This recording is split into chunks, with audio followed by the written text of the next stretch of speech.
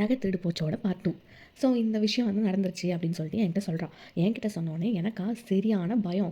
ஏன்னா நம்ம வீட்டில் வந்து நமக்கு சொல்லிக் கொடுத்த விஷயங்கள் என்ன, எப்போவுமே வந்து யார் பொருளுக்கும் ஆசைப்படக்கூடாது, அடுத்தவங்க பொருளை பார்த்து பொறாமப்படக்கூடாது, முக்கியமாக ஒரு ரூபானாலும் நீ உழைச்சி திங்கணும். இதுதான் நம்ம வீட்டில் நமக்கு சொல்லிக் கொடுத்து வளர்த்தது. என்னடி இப்படி சொல்கிற, என்ன பண்ணீங்க, எங்கே போனீங்க அப்படின்னு சொல்லிட்டு கேட்டால், அதுக்கப்புறம் என் தங்கச்சி வந்து வெள்ளவரியாக சொன்னான். இந்த மாதிரி நாங்கள் வந்து லோட்டஸ் வந்து என்னை கூட்டிட்டு அந்த குழந்தை வீட்டுக்கு போச்சு.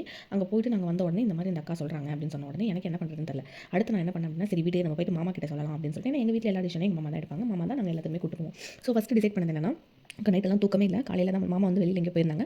ஸோ காலையில் தான் போயிட்டு பேசணும். ஏன்னா டின்னர் முடிச்சுட்டு எல்லாமே படுத்தாச்சு. சரி காலையில் போயிட்டு நான் பேசுகிறேன் அப்படின்னு சொல்லிட்டு அந்த நைட்டு ஃபுல்லாக எனக்கும் என் தங்கச்சிக்கு சுத்தமாக ஒரு சொட்டு தூக்கம் கூட கிடையில ஆகலை. கரெக்டாக மணி 6 ஆச்சு. 6 மணி ஆன உடனே நேராக போயிட்டு எங்கள் மாமாவோட டோரை தான் வந்து நான் தட்டினேன். ஸோ தட்டிட்டு இந்த மாதிரி வந்து எங்கேயோ ஃப்ரெண்டு வந்து இந்த லோட்டஸ் கூட்டின்னு போயிருக்குது, அங்கே போன இடத்துல வந்து இந்த மாதிரி ஆயிடுச்சு அப்படின்னு சொன்ன உடனே எங்கள் வீட்லேயும் செம்மையாக வந்து ஷாக் ஆகிட்டாங்க.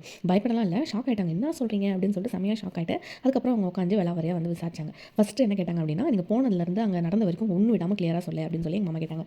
ஸோ இனிஷியலாக வந்து வீட்டிலேருந்து கிளம்பும் போதே அவள் வந்து நிறைய டைம்ஸ் அன்றைக்கி காலையிலேருந்து அவளுக்கு வந்து மெசேஜ் பண்ணி இந்த மாதிரி அந்த பாப்பா வீட்டுக்கு போகலாம் அப்படின்னு சொல்லிட்டு இருக்கா. ஆனால் வந்து நாங்கள் இங்கேருந்து சொல்லும் போது எங்கேயும் போகக்கூடாது அப்படின்றனால என் தங்கச்சி வந்து இல்லை நான் வரல, எங்கேயும் போகல, எங்கள் வீட்டில் எங்கேயும் வரக்கூடாது சொல்லிட்டாங்க இப்படிலாம் சொன்னதுக்கப்புறம் கடைசியாக ரொம்ப கெஞ்சி கேட்டதுனால லாஸ்ட்டாக வந்து போகலாம் அப்படின்னு சொல்லிட்டு ஒத்துக்கிட்டு இருக்கா. ஸோ அங்கே போன உடனே என்ன இருக்குது அப்படின்னா, யூஸ்வலாக நீங்கள் எல்லா வீட்டுக்கு போன உடனே வந்து என்ன கேட்பீங்க, நல்லா இருக்கீங்களா, எப்படி இருக்கீங்க அப்படி தானே கேட்பீங்க. ஆனால் எப்பவும் கேட்குற கேள்விகளோட அன்யூஷுவலாக என்ன கேட்டிருக்காங்கன்னா, எந்த ரூமில் யார் இருக்கா, யார் வந்து இந்த இடத்துல இருக்கா, அவங்க பாட்டி எங்கே இருக்காங்க, அவங்க அம்மா எந்த ரூமில் இருக்காங்க அப்படின்னு சொல்லிட்டு இந்த மாதிரியான கேள்விலாம் கேட்டோடனே என் தங்கச்சிக்கு ஃபீல் ஆயிருக்கு, என்ன அன்யூஷுவலான கொஸ்டின்ஸ்லாம் கேட்டிருக்கா, இதெல்லாம் நமக்கு தெரிஞ்சிக்க வேண்டிய அவசியமே இல்லை அப்படின்னு சொல்லிட்டு. ஆனால் அந்த நேரத்தில் வந்து நமக்கு இதெல்லாம் வந்து யோசிக்க தோணாது. இந்த மாதிரி பிளான் இருக்குது, அந்த மாதிரி பிளான் இருக்கலாம், நமக்கு யோசிக்க தோணாது. அவளும் அதை வந்து பெருசாக அதை கண்டிக்கவே இல்லை, அதை கன்சிடரும் பண்ணல.